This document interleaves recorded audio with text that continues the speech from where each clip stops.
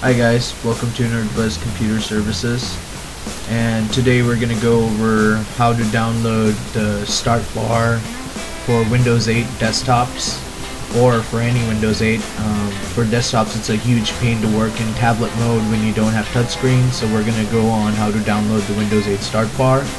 Go ahead and go to your Internet Explorer, go to google.com, and search for Classic Shell.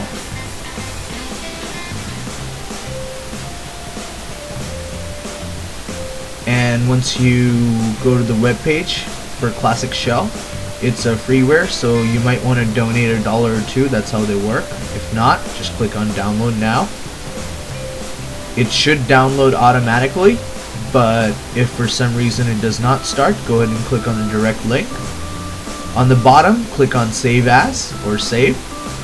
View it in your downloads and run the setup.